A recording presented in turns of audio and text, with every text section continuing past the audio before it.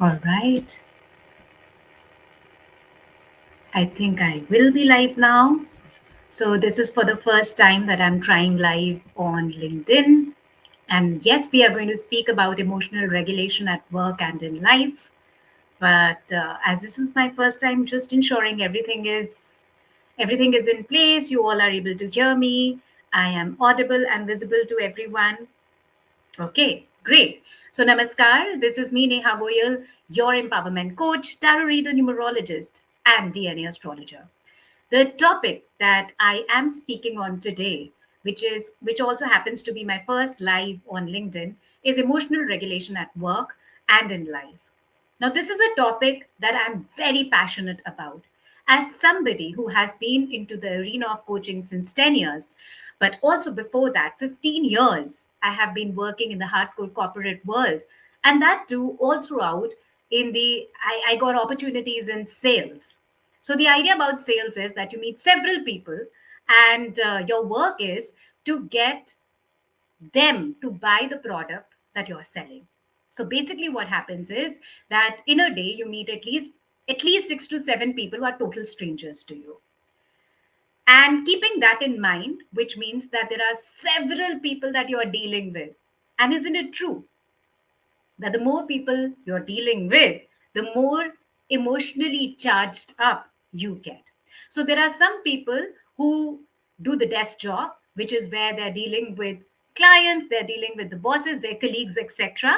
And then there are other people who deal with that and also go out and deal with several more people. So basically, all of us are going through certain situations where us and our emotional body at all times is exposed to the external world. And because it is exposed to the external world, it's like several nervous systems meeting and stimulating each other. It is very natural. It is very normal and natural for us to get emotionally dysregulated. Isn't it true that something might happen, somebody from outside may say something or may behave in some way which might trigger us? But then the problem is that when we get triggered, and especially in workplace and also in life, what it eventually does to us is that one, it plays havoc in our physical body. So, isn't that how the first way an emotional dysregulation shows up, that our heart starts to palpitate? So, imagine you're in a scenario where suddenly fingers have been pointed towards you, attention comes to you. Maybe you have to now speak up and present your sales pitch to the top client of the company. But while preparing it, or just before stepping into that meeting, your heart starts to palpitate, which commonly is known as anxiety, or there is a panic attack. There is a self questioning which happens. Will I be able to do this? Today, we are going to go in depth of such dysregulations which affect our productivity, and they show to us, they appear to us through our physical body with a change in our breath. Oftentimes, we even, especially at workplace and in life too, we compare ourselves to others. That how is it that this person has it better than us? How is it that XYZ person is in better books of the boss than we are, because of which they are getting more progress than we are? And then suddenly what happens to us, we an entire day goes by when we are just thinking about it, and no matter what we are doing in that moment at work, we are not present. And because we are not present in that moment, it hits our productivity. And not just that, maybe later in the night it gives us insomnia as well, because that is something we just that thought keeps repeating in our mind in a loop.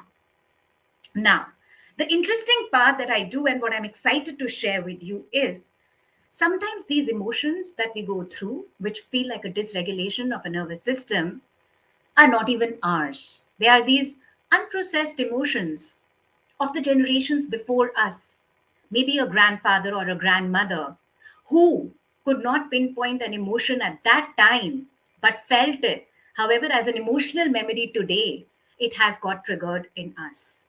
So maybe there is not much happening in the outside world, but suddenly, when we lie down, when we have had a tough day, or when we have had a day where back to back certain things are happening, where normally we are okay, but today we feel very anxious, we feel very panicky.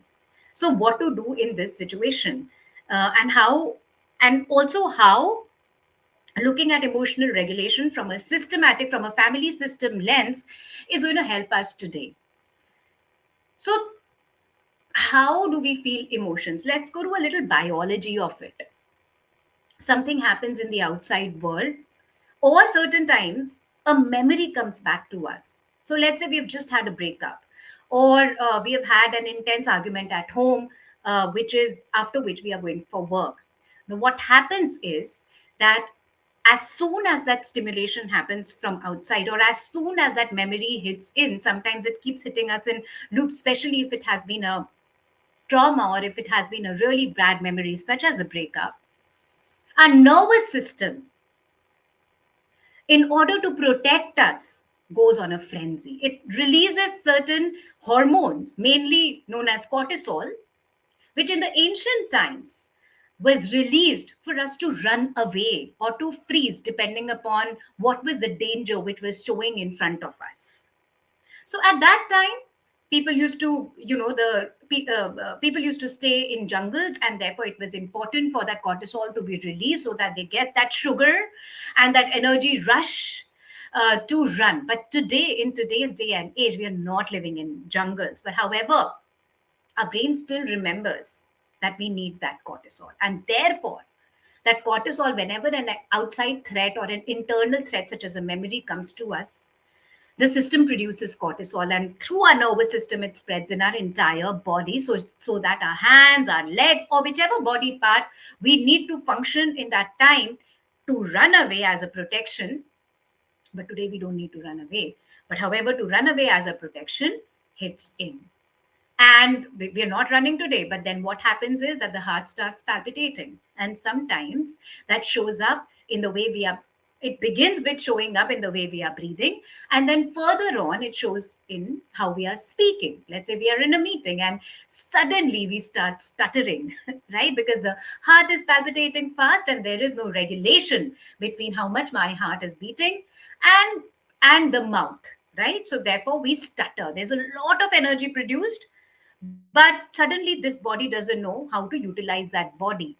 In the ancient times we would have ran, but today we cannot run from a meeting room, or we cannot run from a boss who is right in front of us and giving us some instruction which is triggering us.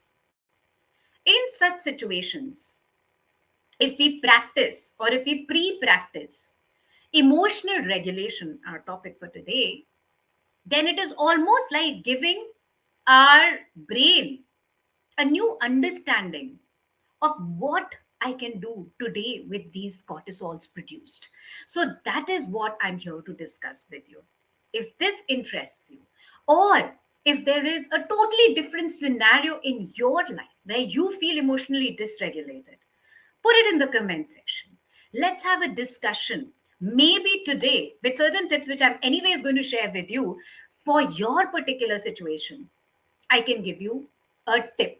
I can help you, so such that next time when you face such a situation at work or in life, you have first hand from a coach, which is me, of 10 years, how to emotionally regulate your body to give these new imprints to your brain that, hello, honey, today we are not running. However, this is the tip I heard on LinkedIn on Neha Goyal's uh, live on emotional regulation, which I can do, which I can practice as a new imprint for my brain, and then as an emotional charge, pass it on to others, basically, to live a life where we are not regularly emotionally panicked, either at work or in life situations. And as I said, that as somebody who has worked for 15 years in the corporate world, and that too in the hardcore sales career, where my emotional body, which was basically my nervous system, was meeting several other nervous system. It wasn't just my boss, or it wasn't only my colleagues. There were like at least 10 to 12 extra people that I used to meet, and which means that much more trigger, that much more how much they would affect me, or has had the propensity to affect me. So A lot of times, another thing which also happens is that in order to emotionally protect ourselves, we may isolate ourselves also. Now, how does that show up in work life? Do you hear yourself saying that I am an introvert, right? I cannot approach people. Or do you hear yourself saying that I know that I deserve a promotion or I know that I deserve a raise, but I cannot go and ask for it? Or as soon as I sit in my appraisal, I start getting panicked and I'm not able to put across the achievements that I have made so far in my work. Because why shouldn't my boss see how much I have already given? Or another way that it often shows up, this isolation, is that when we say that this person is doing better because he or she is the pet of the boss, I cannot do that. In Hindi, it is called ki I cannot be. In Hindi, it is said there's a very there's a very rough word for it. It is often mentioned as कि मैं boss की नहीं चाट सकता या चाट सकती, right? I cannot be a boss pleaser. So these are all ways in which technically what we are saying is that here is a situation in front of me and I don't know how to handle this emotionally. My nervous system goes in a threat mode, and because it goes in a threat mode, I don't want to handle it. But to protect ourselves, to protect our psyche, what we say is, this is below me. I cannot do this. I cannot ask for a raise. It should be obvious. I cannot please my boss. I don't need to. It should be obvious. But the fact is that today we live in a day and age of competitiveness. And in the world out there, in the corporate world, people don't remember what we bring to the table. People often remember how we made them feel. And because this person, maybe who we are comparing ourselves to, who is in the good books of the boss, is making the boss feel he or she knows how to make the boss feel good and therefore is getting more opportunities. The fact is, that's all we need to learn. That how do we feel comfortable in making others feel comfortable in our company? So, this was one of the first few things that I learned when I was in sales as well. Because trust me, to work with people, to manage things, to manage multiple people. I was at one point working in radio, where I had to also coordinate with channels across nations. So to coordinate, to have a rapport with various people across nations to get my work done was not easy. It was so easy to get triggered. And in fact, I used to, till before I came into the work that I am doing today of empowerment coaching, from a systematic lens, from a lens of seeing that how maybe the emotional triggers that I have today, or any of us, the people whom I'm working with, have today, how they might not even be ours. They could be coming as unprocessed information of our past generations, right? So, this and a lot more. So, now one of the tools that I have seen working really well to emotionally regulate ourselves, and something which you can also be doing on an everyday basis before you begin your work, is body work, right? Because remember, where is the nervous system? The nerves or the nervous system is inside our body, the heart is inside our body, and therefore the brain also, not therefore, the brain is inside our body. So, therefore, all these messages, all these stimulations which are happening are also happening inside our body. Thus, if we somehow find a hack to train our brain of how it is relaying a message in our entire body, such that instead of getting dysregulated, I again and again tell the brain that it is safe to have these emotions, then maybe next time when I go for my appraisal, or maybe next time when I go for that important corporate meeting, I will not panic. Or I will know that even if I'm panicking, how to handle it. So, are you all ready for that? Please type yes in the comment section so that I may move forward. And it will be good to know that who all have joined me over here to give me a hi. Also, let me know if whatever I have discussed so far you have understood. If not, or if you have any query, please put in the comment section so that I may answer it also. You may also DM me. Apart from this, I also do one on one coaching sessions, which range from 6 sessions to 10 sessions, where we work on where we work one on one, going in depth of why are you facing the emotional dysregulation, why are you facing a pattern in your life which is almost recurring, maybe a disease, maybe a relationship with partner, maybe repeatedly you are attracting a particular kind of boss, colleagues, opportunities are not coming to you, or they are blocked, intimacy issues, all of those we work in depth in one-on-one coaching sessions, and I have been successfully doing that for 10 years. So there are options of 6, 8 and 10 sessions that you can look for. Okay, so are there any comments? No. Okay, but do put a hi in the comment section so that I know that you all are there and you're listening to me. So let's begin with the first body work, and it is very easy. Do it with me. So depending upon where you are, if you're driving, please come back and listen to the recording. Don't do this when you're driving, and especially if you are driving. If you're sitting behind, then you can do that. If you're sitting as a passenger, you can do that, but don't do this if you're driving. Okay, so think of a memory wherein which brought about a lot of panic in you. Okay, maybe there was a breakup, maybe your boss said something to you, maybe a client said something to you, maybe a client gave you a deadline which you couldn't deliver in, but you had to because it's an important client. Something basically where you felt that you are going out of your body, that you're getting dysregulated, and you want to come back, you want to calm your body. So this is where you do this. It's a way of what happens when dysregulation happens is that, again, for protection, we disconnect from our body. Okay, so the concentration goes on the high, the shallow breath that we are doing, and so on and so forth. But if there's a disconnection, so first what we need to do is that we need to connect back to our body.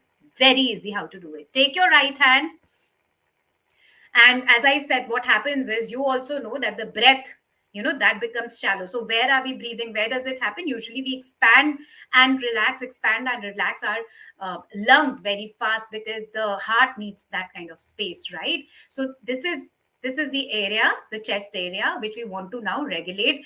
If that memory is making us palpitate, if that memory is making us go out of our body, which means that my body is not able to contain how much energy I'm producing. So therefore, I need to put it back into that containment. So you take your right hand, put it on your chest, and instead of sitting straight, just lean a little bit on your hand. Okay, so you're not sitting straight. Your spine is just a little bit leaning on your hand, right? While you are thinking about that situation, whatever has happened to you, and create a rhythm for yourself. So this is a rhythm which you might have, or which you might get when you remember something where you were, or a place, a situation, or a friend, or something that your mother said, something which where you felt totally safe, where you felt totally protected. Okay, you can even create a place. For example, for me, that place was a beautiful green woods where sun was shining bright. Okay, so imagine that my heart is really palpitating, because and my lungs are expanding more profusely because it needs space. So I will create, with a tap of my hand, a rhythm that comes to me when I think of the safe space. The safe space, which for me is a beautiful woods area which has lake next to it, and the sun is shining bright, and the birds are chirping. It's a safe space. I'm just sitting and I'm relaxing and I'm tapping my chest. I'm bringing my body back into regulation by giving this message to my brain that I am space. And how am I doing that?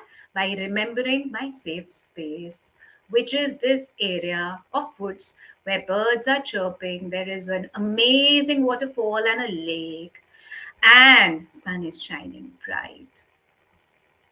Keep tapping. There is this rhythm. Okay, notice this rhythm. Rhythm means that in what rhythm are you tapping your hand on your chest? Now, this rhythm that you have created while recollecting your safe space, the rhythm of your hands tapping on your chest is what you can repeat whenever your body remembers that memory which was making you go into dysregulation, emotional overwhelm, wherein it was palpitating fast. And try it and let me know how it feels in the comment section. Hi Anjana, hello, how are you? If you have any questions, please put in the comment section. So, what is the process? In fact, even that situation where you were emotionally dysregulated, maybe where somebody said something to you, your boss said something, your client said something, even that has a rhythm. So maybe think about that right now, where you were completely dysregulated. Go back to your chest and the tapping. For me, it was that memory where my client, this client whom I was working with in my radio days, and I was given a very harsh deadline, which I knew that it will take me immense, this thing work to get it through, and my heart started to palpitate, and that rhythm was very fast, because my heart was beating fast, my breath was going becoming shallower and shallower, very fast. So even that memory has a rhythm. And now if I have to emotionally regulate myself, I will go to back to the memory of my safe space, which is this area of woods where sun is shining bright and there is lake on the side with the birds chirping. So you see, just do this. Create this tapping, and whenever in future you feel emotionally overwhelmed, remember this tapping pace or rhythm of the space, safe space. Come back and do it. That will make you feel safe. That will give an indication to your brain that my human is not in a threat mode and therefore might not need to run and therefore may not require cortisol. So, all right. In fact, my human is in a safe space because, see, memory. Brain doesn't understand reality. It understands the stimulations that we give to it. So, in fact, my human is in a safe space and is also externally getting that rhythm of being calm, and therefore I will thus produce those hormones which will make my human feel safe and settled. Easy to do? Yeah? Any questions that you have regarding this? Put it in the comment section. Also, let me know if there is any other way in which you feel emotionally dysregulated at work or in life. So, this is often something, this kind of a rhythm work is often something which I do with my clients, especially those who have very intense working spaces, and also those, one second,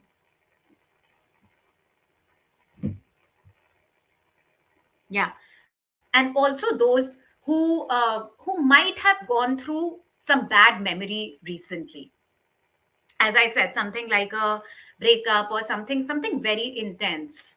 Okay, now the other way in which you can also emotionally regulate yourself is by you would have seen that, as I said, that there's a lot of energy which is produced in the body, because in the ancient times, when the reptilian brain was developed for to protect us, it was meant for us to run, right, whenever there is an emotional stimulation from outside. But in today's day and age, there's nothing to run. However, still there's a lot of energy created. And let's say we are in a space where we cannot really tap ourselves. Then what will we do? I'll give you another body related technique. Do you want it? Please type yes in the comment section so that I can give you that technique, so that I also know that you're there and you are listening to me, such that, and this is something which is helping you. So that technique, that easy technique, is what our, in fact, what we know since the day we were born, whenever we used to cry when we were babies, What did our mother used to do? That she used to take us in her arm, and she used to rock us. That's all that we have to do. So what you do is that you put your right hand on your left shoulder and your left hand on your right arm, and rock yourself to ease, that you're safe. You may also repeat after me. You may also repeat, you may also say that I'm safe, I'm protected, I'm healed. I don't need to run today. This is a phase, it will pass. I'm safe. Just rock yourself, right?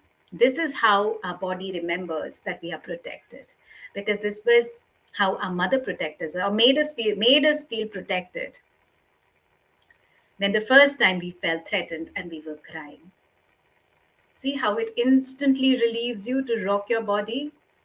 Rock your body now. Yeah. Yeah. Keep breathing. Remember, the idea is to regulate your breath also. So keep breathing. And let's say you cannot hug yourself because you're sitting in an office environment. So just sit on the chair and just rock like this. Okay. Don't need to hug your. If you can hug, then that's even better, because then how we feel dangerous is when we are completely exposed from the chest area. Because if you come to think about it, as humans, because we can stand, okay, the four-legged animals, they cannot stand, they walk like this, but we can stand. Therefore the exposed area that we have primordially is our chest and our abdomen area. So therefore, if we try to protect it, if we try to close our arms, we feel protected. Oftentimes when we are very very afraid, we subconsciously do this, right? Yeah, so we try to protect ourselves, right? This is the area that we are protecting. Therefore, when you're rocking, and if it is possible for you to put your hands around the way I told you, then that's better. If not, then that's also okay. You may just rock. Rocking releases that extra energy that has been created inside us. And to say the right words, which is that, if it's me, I would say, Neha, you're safe. There's a phase, it will pass. You matter. I love you. Or whatever it is that you can say, which makes you feel safe. If you do that, then that will also bring your body back to regulation, bring your nervous system back to regulation.